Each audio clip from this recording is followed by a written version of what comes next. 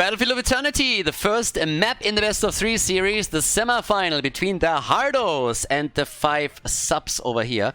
Personally, I really like the tuna sub, but there are also other subs there. And honestly, after Subway just, like lately, there were all of these allegations that the tuna sub doesn't really contain tuna.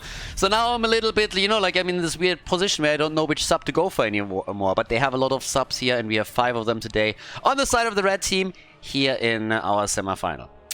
Dumb puns aside, 5 subs have been signing up for pretty much every single tournament so far in the fall season of the X Cup, and have been doing pretty fairly well. So we are now in the semi-final, and now they go up against the Hardos. The Suljin ban already telling you everything that you need to know at this point. Just showcasing it as like, yep, a couple of one-trick ponies over here. Let's ban out Suljin and get rid of them immediately. So Stukov gets also banned. Obviously, the Hardos are the favorite here. We're currently in the Wednesday qualifier. We have Wednesdays and Sundays, the qualifiers for the X Cup Fall. And especially the Sunday tournament is a lot more contested. But, yep, right now, the Hardos, they are trying to farm some points in our Wednesday qualifier. And they are likely going to meet Team at some point during this event. Unless, of course, 5 subs can come in with a bit of a surprise and an upset. And that nearly happened in the previous round. Team Order did really well against the Hardos. And I honestly think that they had a chance to take them down. It went down to the wire. The fight over the last altar decided who would advance. And it was 2 against 1 point on the core. Towers of Doom, again, an amazing map. But now we get the Junkrat first pick right here. After the ban on Dehaka and also Vala. I kind of feel sad when Vala get banned. Vala was my first love in this game. I played Vala pretty much from first alpha onwards. All the time. Back in the day when you had still the multi-shot build. Anybody remember that? Multi-shot, cooldown reduction and everything. The most broken shit ever. Playing Vala was just amazing. You would carpet the entire area with multi-shots, get cooldown reduction and resets, and yeah, do insane damage. And ever since, she's been incredible. Obviously, there were a couple of phases where you couldn't really play her. She was a bit too squishy. Didn't really have the survivability outside of being played with the double support, but Vala always tons of fun. Yeah, we got Li Ming and we got Lucio, so already some poke against the Immortal. And again, this front line between Urel and Diablo. I honestly love this comp. I absolutely love it. I think it's amazing when we have it now, but back in the days of HTC, a story that I'm not tired to repeat at all, we had Diablo, Urel, and Deckard Cain, and at that time, that combo was unbeatable. If a team was able to lock in Diablo, Urel, and Deckard Cain, they won the map, period. And that led to, I think, a 12-0 win record with that combo. It was incredible. Now, patches happened, things changed, but still, Urel and Diablo are great. There's a lot of... first of all, you have a really beefy front line. You have a couple of escape tools in some of the heroes. You have displacement that you can use. You can bully people around. So there's a lot that you can do with that. And of course, you want to have some follow-ups behind it that you can capitalize on Diablo's stun, for example. So that's something. But, yep. We'll see what they can set up on the support side to make that happen. Maybe Malfurion as a follow-up. Could, of course, go for others that have CC2. I mean, Stukov... Stukov got banned. So, yeah. If you want to go for a mage, maybe even like an Ana. Unlikely. But you could go for Deckard Cain, too. Zone them out a little bit further. Tychus and Leo, both now locked in. So they're missing their main tank at this point. But with Leo, they already have someone that can drain Diablo, and that's nice. Yeah, that can definitely put some pressure on him. Nick with Hanzo. Honor! Yeah. And what do we get from Yasuo now? We need a heal! Is it the old man? Is it Malfurion? What are they gonna go for? Or is it gonna be something completely different? Anduin, the crybaby! There we go! For the Alliance! Don't you just want to slap Alliance players around all day long? I never even played World of Warcraft and I don't like them. It's crazy. So, yeah. I mean, again. But on the other hand, I started with Warcraft, right? The RTS, not World of Warcraft. So yeah, for the Horde, baby. Okay, Battlefield of Eternity, and there's the last pick. It's Myrden, the Dwarf. It's hammer time, baby. Go in with the hammer, get a quick drain behind it, maybe even the follow-up with an Entomb. But Li Ming, she's the one who has to bring the damage together with Tychus. Let's go, everybody. Game number 1 in the semi-final here at the 4th qualifier for the X Cup Fall. On the left side of the map in game number 1, we have the Hardos in blue with Nick on Hanzo, Hazo Ops on Junkrat. We got Bad Benny on Diablo, Copenhagen on Urel, and Yazoo on Anduin. On the right side of the map, though, we got 5 subs. So one of the new up-and-coming teams, so to say, with Mr. Tycho on Myrden. We got Hope on Liming, hoping to land her combos. Silvers on Tychus, Captain Rex on Lucio, and Bokt on Leoric. So far without a choice on level 1, but we'll see what we're going to get from him. Obviously, when you're on Battlefield of Eternity, you expect a lot of fights at all of this. But yeah, there's quite a bit of pressure on Diablo in particular, with Tychus, who could technically also go for the bigger they are, if he doesn't want to go down the route of Master Assassin, which is these days, especially in the Asian meta, totally dominant. And of course you got Leo with a Drain. A lot of damage against them. And if all of that starts off with a Stormbolt for Myrden, then Diablo is definitely going to suffer a lot of damage and needs Anduin to help out. Anduin, definitely not a bad choice. His trade in particular is so insane. It is so crazy. If you have an opponent that goes for huge CC chains and really wants to drop you with the help of locking you down, then Anduin is a godsend. And later, when Entomb gets used, and he is of course also very, very useful. And that is even more impactful when you have, for example, I lost my train of thought. I was talking about Leo, the Entomb, Anduin, pulling them out. What else did I want to say? That's a kill against Myrden. What I was about to talk about? Hey, I'm getting old. Like, what's going on now? Honestly, this is getting crazy. Like, Leo with the Entomb. Did I already say that? Yeah, but again, yeah, when you have the level 16. There we go. I knew there was something that I still wanted to point out. Yes, once that Anduin has his level 16 and the double pull, then of course he can ruin even more plays. So even before that, he's already annoying and he can ruin a lot of your plays. Once he's level 16, that is gonna be... Oh, that was an interesting one. Mid-jump pull. Alright, works for me. But yeah, once he has level 16, it's more of an issue. I doubted myself for a second there. I was like, I'm forgetting something. Did I want to talk about this? Did I already say it? And I was like, no, I didn't. Okay. Yeah. I'm getting old, guys. I'm getting old. Anyways, now we got 1 kill against 0 already. We got Leo all the way at the top, very much so alone. But outside of just getting that early kill, the Hardos were also able to take the camp. So even more pressure at the bottom. And 5 subs, of course. Again, they are not as experienced as the Hardos. They are currently trying to somehow stop that onslaught at the bot lane here.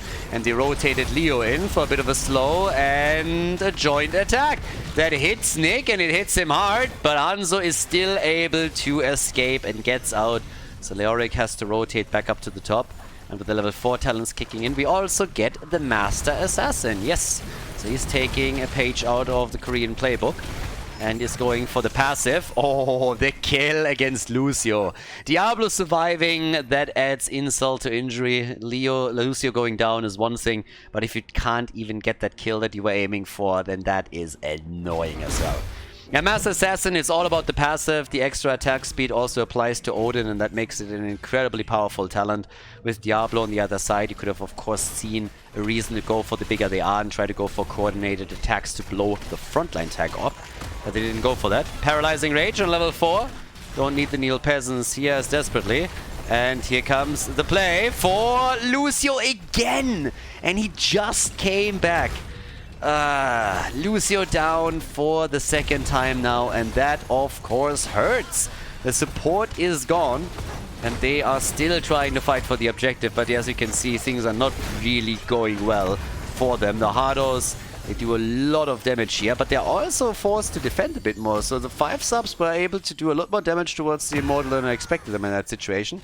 But as it stands, Nick is doing his job on the left side. Let's not forget about the camp down here at the bottom that is still putting pressure on the fort itself. So there's a lot that they're losing. And the Immortal goes over to the Hardos, and they're looking for kills as well, and they might even get one. Tycho and Silvers, both low. They are able to retreat. but it doesn't change the fact that the bottom fort is taking severe damage, the fountain is gone, and now they have to try and defend.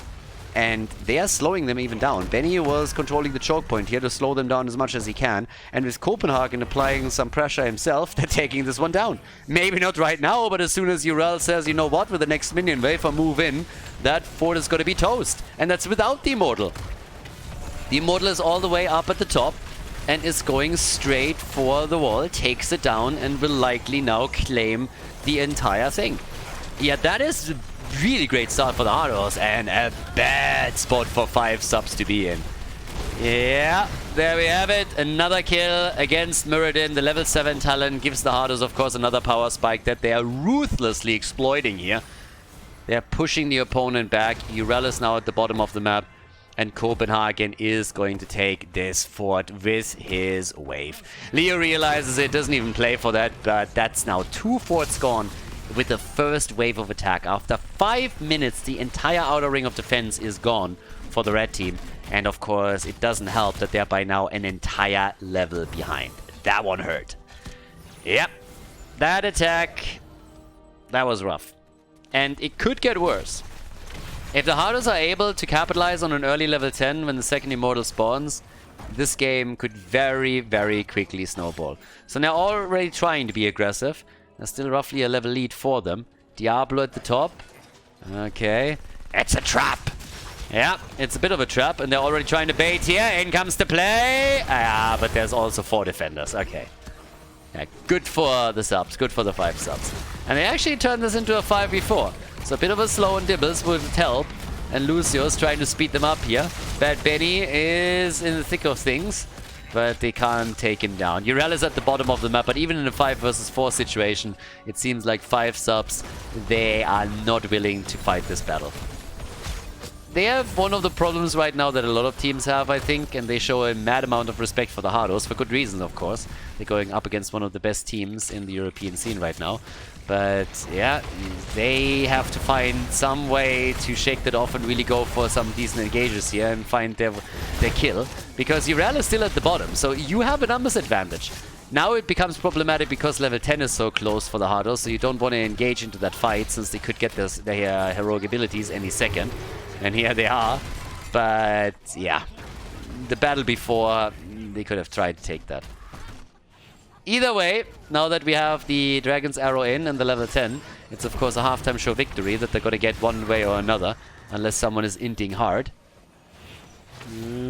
But okay, so for now, Leo down at the bottom of the map.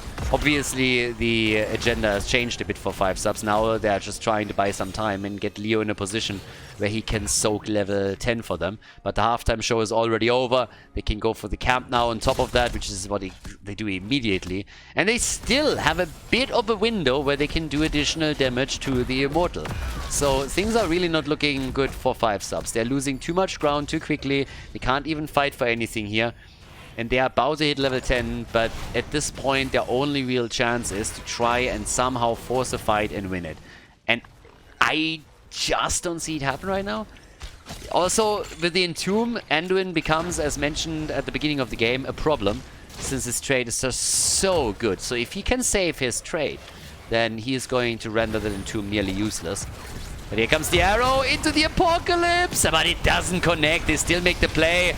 Avatar and Muradin and are starting to chase Bad Benny. Riptire in the back. And Mr. Tycho is very much alone right now. Very isolated. And he gets bullied around. This Entomb was trying to save him and it didn't do enough. The dwarf is dead. And yeah, he gets just murdered at the front line. Bit more poke damage from Hanzo himself. Bot lane, that's where we now have another camp pushing in. 5 kills to 0. And of course now the Immortal is wide open. They can go easily for it and take it down. And then they are going to go for that top lane once again. And I mean, it could lead to the first keep of the game being obliterated. Now they also aggroed the camp before the objective was claimed. So they have another camp pushing through the top in addition to that. And it is... Oh, wow, goes to the bottom of the map. Oh, yeah, fair enough. A little bit more top lane damage than I expected. But look at the aggression on the minimap now. 5 subs, they're realizing, guys, we need to do something. We can't just sit there the entire time and let them do their thing. We need to be a bit more aggressive. Light bomb engage on Lucio. And there's a kill against Anduin. Big arrow. They try and go for Tychus, but they can't take him as it seems. Maybe the approach of Lucio, the jump, the riptire. Oh, get wrecked. Hazu with a big rip. Oh my god. Top damage here. Let's take another look at this. Guys, check that riptire out. Holy shit. Everybody's ready, and then Hazu comes in. Bam! Straight to the face. Oh yeah, that one was rough. Yeah, that one was fantastic. 1 kill for the 5 subs. Level 13 with 7 kills for the Hardos. In comes Odin, but the keep is gone. The keep eliminated. And now the move down to... well, up to the top lane, I suppose, but they did a little bit more damage too. The side wall is now open and one of the towers is down. But yeah, that riptire, oh my god. For quite some time, it seemed like 5 subs could get away with getting a kill, maybe even 2, and just keep everybody alive despite being this low. And then Hazo just came in and said, nope, and just took them down. So yeah, that riptire was pretty insane. Good stuff. But either way, they are still fighting. They don't have level 13, but they are willing to put up a fight here. Mirrodin and Lucio, they are the ones who are in real trouble throughout the entire game on the red team side though. And the camp is now claimed too. Gets stolen. And at the top they can siege up a little bit further now. They got the camp. And you're not really going to go for the keep here, but if you can just take the wall, you're already prepping for the next objective. And as you can see on the minimap, Leo is still bot lane because he's trying to soak the extra experience that they need for level 13 talents. So there's a 5 versus 4 situation at the top that the Hardos are attempting to exploit as much as they can. Yeah, there's already the boop around. Junkrat just doing his thing. There's a reason why Junkrat gets banned this often when played on this level, because he's just absolutely incredible. Not only with riptire damage, but also the displacement they can offer, especially after an initial stun setup. All of these things are very, very impactful and important. But now it's another Immortal. And the Hardos, they can go for the camp, which will push towards the core. And the situation isn't really... I mean, the situation is really tricky for 5 subs. The only saving grace here is that we're only 12 minutes in. That's the only thing that works in their favor, because that bot lane is under so much pressure now. As is Mirrodin, by the way, hopping out again. Big arrows straight to Mirrodin. A little bit more damage, and they're chasing them away big time. But that bot lane is a huge concern now, because there's catapults, there's a camp, and there's nearly a double minion wave already. Leoric activating his trade, getting some value out of it, and is now, of course, putting his team into the awkward position of fighting 4v5 just as the Immortal is up. And level 16 is so close for the Hardos that once they reach the talent, they should lock the Immortal in very easily. And the bot lane is still pushing straight for the core. Oh yeah. Now the catapults shouldn't be strong enough to severely damage the core yet. We're not in Winyan territory, but there it is, the halftime show. And they're still fighting. They're looking for kills. They know that aggression is the way to go here, but the coordination of the Hardos is just a little bit too good. Look at Urel. Everybody's low. Hanzo with the damage and the kill against Mirrodin. He's dead again. Mirrodin is down, and the core is now getting attacked. Catapults griefing. Absolutely griefing. Look at this. Yeah. Setzen 6. That's an F right there. Catapults. Those drivers, they will lose their license. This is not where you're supposed to be added. Oh, this is not where the arrow is supposed to go. They're still getting the kills though. And the core nearly lost its shield. The tower in the middle now also destroyed. And this is the end. The Hardos on their way to victory in game number 1. Locking in the Immortal for good measure. Coming quickly in with a kill here. 11 kills to 1. They're not quite going for the core yet. Death timers are still very low, by the way. One of the reasons. Bad Benny turns into Dead Benny. Yes? No? Maybe? Benny is alive! And he's dead. He had the stacks, though. He had the stacks. He'll be back. He's gonna pull an Arnie, and it's gonna respawn at the top lane. I'll be back. Top lane, Immortal. 100% chat. 100% shield. Oh, this is just rough. So, yes, here we go. This is gonna be another... This should be game. And here comes Diablo. I'm back. Benny is back! Our little train conductor is good to go. And here comes the light bomb. Muradin attacked again. The arrow is once more missing. APOC is connecting with a few in the back line, but the keep is obviously without a chance here. And the entire team is just getting chased away. The Hardos are justifying their position as the favorite in this series, as they're making the play for game number 1. 11 kills to 2. The kill against Leoric makes it a full dozen, and the core is already losing hit points. The shield are gone, and this is gonna be the end. Game number 1, the Hardos with a pretty dominant performance here against 5 subs. The lead in the best of 3 series for the blue team as they take the W on Battlefield of Eternity. Before we head into game number 2, make sure that you subscribe to the channel if you haven't done it yet so you don't miss out on any future content here on Khaldor TV. Hello everybody! So, let's get the show on the road here. We have our second map coming up, and it is a good map. I kind of expected Tomb of the Spider Queen, since that wasn't banned out yet, and it's the map choice of the Hardos. And as I'm saying that, I realize that I'm lying. It seems like 5 subs decided to not opt in for first pick, first ban, but instead take the map. And they picked Cursed Hollow against the Hardos. I mean, I don't know what... they seem to be glutton for punishment here. Kinky. Yeah, a little bit like that. So, I don't know, maybe they like pain? But picking Cursed Hollow against Hardos' team has in the past not really worked out all too well for people. So, I don't know. We'll figure out quickly if they have a chance here. Maybe they have a strategy prepared where they are thinking, hey, we're gonna cheese them a little bit. Ain't easy being cheesy, but let's go. But that is a map that I would have totally expected the Hardos to lock in. That or Tomb of the Spider Queen. So, 5 subs, maybe they're here and then guys, okay, we're already getting spanked. Let's go for the full treatment. But yeah.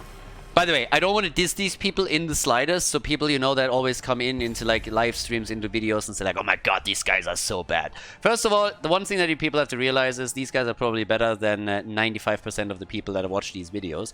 And the other thing is, these guys had the balls to sign up for the tournament and go up against former pro players with a lot of experience and get their ass handed to them. So big shout out here to the 5 subs, and I really like it when teams come from the amateur scene, like Heroes Lounge for example, sign up for open tournaments and just say like, okay, let's see where we get here, let's see how we measure up against the top players, and let's try to learn something. So big shout out from my end. I know sometimes the games are a bit of a smackdown when we have the big teams come in and play against players that aren't as experienced, but that is exactly how you get experience, exactly that way. And we had multiple teams now over the last 2 years that started off like this and are now teams that are regularly ending up in the top 8. Maybe not necessarily in the top 4, but they're pushing their way into these tournaments, and it's only because they are willing to learn from losses from events like this one. So big shout out to the 5 subs, mad respect. Either way, Dehaka is in. We have our globals, so Falstad taken on one side, Dehaka on the other, which means that both teams are playing around globals already as is. And there's Nick and Vala. God, I love Vala. Vala on this map can also be so good because you have with the arrow and Monster Hunter options to play for both bosses. Now you can also go into a multi-shot build, but again, arrow build here can be incredibly powerful because you can burn these bosses down after you got a significant amount of stacks very quickly. The repeating arrow and everything is just so good. So, yeah. But let's go. By the way, one of the things that I also want to point out, because it seems like some people don't understand that, tournaments in general, especially qualification tournaments, but even more so playoffs, work on a seeding system. So if you're regularly winning tournaments, you're getting a higher seed, which means that in the first round of a tournament, you are not going up against another top team. So oftentimes when we have double elimination systems, which we will have for the playoffs of the X Cup fall, in the early round, it's team 8, like when we have 8 teams invited, it's the number 1 seed against number 8, number 2 against number 7, and so on and so forth. That's why in the early rounds you see a lot of 2-0s. Now, there are sometimes upsets that can happen, and there are, of course, sometimes incredible games that get played out in the first round, but there are so many people that look at these kids like, another 2-0, and I'm like, well, that's kind of the point of all of this. You want the top teams to meet towards the end of the tournament and not right in the first round where one then gets eliminated. So just to throw that out there real quickly, because from comments that I got recently, I think some people don't understand that, and it's a pretty fundamental principle of all of the tournaments that are getting casted here. So if that was a bit confusing to you in the past, I hope that helped. Imperius is back, and we have him together with Garrosh. Okay, so there's a lot of stuns. Flip from Garrosh, quick CC by Imperius. But I'm not seeing anything yet where I'm like, alright, this is why they went on Cursed. And if I would have to point a combo out, then it's obviously the blue team's comp. Vala is catering well towards the map. Ooh, Jaina. People are trying to make Jaina a thing again. Yep. And we got Anduin, the two blondies towards the end. And, talking about the end, final pick. This time on the red team. Are they going to go for a crazy pick towards the last slot, or do we just get another damage dealer? Falset is not going to be enough to really bring the pain here. They need someone else that can pack a punch. And it's Hanzo. Honor. Hanzo's in. Game number 2, the lead for the Hardos. Let's find out if somehow the 5 subs can force the third map, or if the Hardos are now going to close this one out with a 2-0 and move on to the grand final. Hardos against 5 subs. We are on Cursed, Hollow, and on the left side it is Hazops on Jaina, Bad Benny on Diablo. We got Copenhagen on Dehaka, Nick on Vala, and Yazu on Anduin. On the right side of the map we get Mr. Tycho and Garrosh, Hope on Falstad, hoping for a win. Captain Rex and Lucio, Bokt on Imperius, and Silvers on Hanzo. Okay, party time. Yeah, I want to see what Vala can do right now. Vala with the arrow build, as expected. So they can, of course, always go for the boss after the 5-minute mark if they get a bit of wiggle room there. Maybe a kill or two, you know, that opens up a time window where you can do that. Vala can burn it down very quickly if she goes into the appropriate build for that. And we'll see and figure out what they're going to do here. Nice burrow, that was important. Denying the stack to Garrosh. And look at Bad Benny charging the minion to get close enough to the heroes, but he just couldn't grab them. He was close though. It was really, really close to get that lock on them. Now Imperius rides with his golden cock to the top lane and is taking over the XP, and Hazu is the one to go up against him. It's a little bit of a bait though, and he realizes it too. He's sitting there, he's like, yeah, that is too much of a bait. I'm not falling for that shit. So yeah, Bokt is just moving away. It's like, as long as I don't know where the others are on the map, I am not going to dismount and do you the favor of heading in there. So they're trying for the middle now. Oh, nice. Very nice. They might get a kill. They do. Diablo. There they go. Falstad is dead. The chicken is down. It's time for dinner. Nicely done. I like it. Yeah, that was well done. Against Falstad, a kill like this is not really all that easy, but that wall stun was absolutely perfect that they had there. Now, for the time being, there's the first camp claimed. We have all the way up at the top now. Next little play for the wall here. And down to the bottom of the map. Captain Rex is the only one holding on to the experience in the lane. Lucio with his insane wave clear is trying to annoy those minions with his taste for music, I suppose.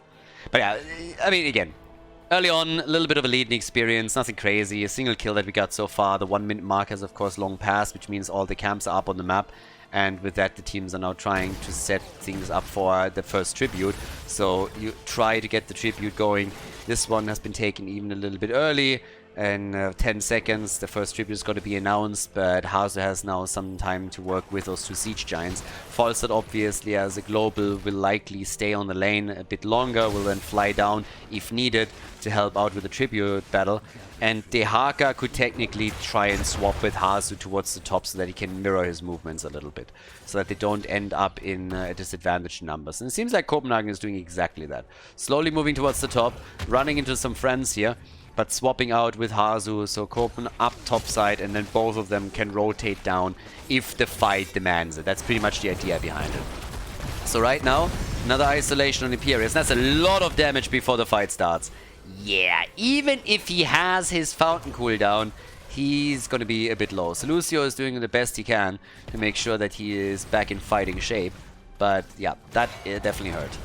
But as it stands, still there is the lead for the Hardos, and we are looking at an early level 7 talent that they could theoretically lock in. Once that's the case, you run an additional advantage over 5 subs, and that gives you that first tribute. I mean, again, this is what happens if you take these small leads in experience. And this is early in the game, but look at the mercenary experience. It's identical. It's the hero experience and the minion experience that makes the difference here. So those two are really important. And what kind of advantage are we talking about? It's half a level. That's nothing. It's pretty much nothing, but it makes a huge difference when you time it perfectly around the first objective. The level 7 spike is a big one. This early in the game, that extra talent matters a lot, and now they were able to take the tribute because 5 subs couldn't fight against it. So if they were decided to go into that, I mean, they could, but it's a huge risk to take, and likely you would lose the fight and the tribute. Now they're even losing Garrosh, that makes matters worse. But trying to get these small advantages and experience in the early game, it really matters when you do it properly, and they just did. So it's a pretty good showcase of what you can accomplish if you're diligent in the early game about soaking minions, and what happens to you if you don't. If your opponent is also making some soaking mistakes, then it doesn't make a difference. But if your opponent is good at what they're doing, or you are and your opponent isn't, then these small advantages really matter around the objective. Because now we're in a situation where the Hardos, if they lock in the second one, are going to play with the level 10 advantage over the third. So this already applies mad pressure. Then again, with a kill in the mid lane against Jaina, that gives the 5 subs a bit more room to work with. So we could see the Hardos lose on a tribute. And Bad Benny is griefing. Yeah, he's a little bit deep. Hello? What happened here? Seems to me a bit like he was trying to chase after Imperius and got baited, so I'm not sure what exactly was going on, but that definitely hurt them a lot. So now it's 2 kills against 2. There's still an experience lead for the Hardos, but they don't get that perfect situation around the third tribute now any longer. Good damage, by the way, at the top wall as well. Took the entire thing down. So, yeah. False set is coming in. The birdie. And down here at the bottom, they're also making now a play for the middle and for Anduin. And he gets some assistance from Dehaka. Yeah, that could have been the end of him. But no. Our little princeling over here. Anyways, the battle continues. It's choke point time. And Lucio is dead. Yeah, Lucio is down. Total. Oh, there's a flip. All right. Yeah, that was a nice attempt. I like that. It was a good idea. So by now we have level 10 abilities, and it is delivery time. Wrath of the Ingarius. And look at this. Right away, they make a play for the boss. And the red team is late to the party. They neither contest nor do they go for the top right to take their own boss. So the tribute is spawning, but this is a really big misplay. 5 subs needed to either go for their boss or contest this one, and they didn't. So now they have neither. They can't take their own boss anymore because they're already too late. They have to deal with the Siege Giants too, and it's another example of you having to be absolutely on point with like figuring out what your opponent is doing and counterplaying it. So making a play for your own boss at the top would have been a thing. Now Dehaka is at the bot lane, pushes with the boss, forces 2 against him, and that's a free tribute as a result, and it could even lead to another boss play at the top. They're already moving in for it. And Vala is making a lot of this possible with her double arrow play, even without the level 7 talent. Went for the frost shot over here instead. But that's a real good start, because again, the pressure is there. In the mid lane, they're also starting to take more structures down. 3 kills against 2, and they have 2 tributes against 1. So, very nice plays from the Hardos here. And 5 subs, they're trailing behind. I mean, 5 subs is pretty much playing a very reactionary style now. Of course, there are these skirmishes where they get their kills in as well, but they're reacting to what the Hardos are doing. The Hardos are making the decisions in the game now, and 5 subs are mainly reacting to that. Which isn't necessarily a bad thing. I mean, you can play a reactionary style, but if you're forced into it, then of course it's not really the best. And now that we have the tribute spawning more so on the left side, it's a bit of an advantageous position for the Hardos, and they're trying a similar thing. They want to go for a camp, but this time they get interrupted. Big miss on the arrow though, and that thing is flying and flying and flying. APOC in the choke point, but not really connecting. Everybody's in as the Globals are joining the fight. Strafe gets used by Vala, and can they get the kill here? The isolation? Oh, Imperious!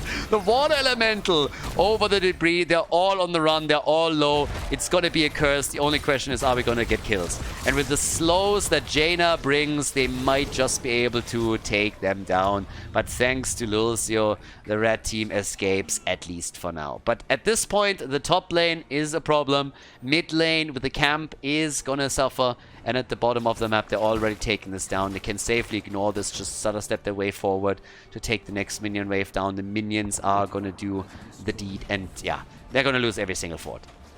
At a minimum. The forts are gonna fall. And level 13 talents are of course also ready now. They have level 13. Vala is already at the bottom of the map now. Just playing this out right here. Top side, the fort has fallen. Every single fort is down. And there's now the remaining camp pushing through the middle. And yeah, this is of course rough. If they can get a kill here too, oh my god, they could go so far. They might even be able to take a keep down if they can get a kill or two. Falstad is dealing with the top. The Haka is now coming in at the bottom of the map, looking for that drag that might lend itself to a kill for them. And here we go. Look at Hanzo. Oh, yeah, he suffered. And so does the bottom keep. They are starting to murder that thing. The level 13 talents are now finally ready for 5 subs though, so I'm not sure if the Hardos can fully commit to it, but they're trying. They're trying to take that down. They want to go for the kill. Yes, the APOC combo. The keep is down. The arrow comes in, but it is too late. Garrosh is already dead, and they're trying to turn around the rest of the team, especially Imperius doesn't stand a chance here, as it's just too close to the action. He goes down. They want more kills, and they get them. Hanzo is dead. That's a play for Core right here. Death timers are low. We're only 10 minutes into the game, but the Hardos, they smell blood in the water, and they're going for the kill. They're going for the final blow against the 5 subs. The Core down to 60%, and it's not looking good for the red team. They are likely to drop into the 3rd place decider. The chicken is dead again. The birdie is down. And this, ladies and gentlemen, is a game. A 2-0 victory in very convincing fashion for the favorites in the series. The Hardos take it and move on to the grand final.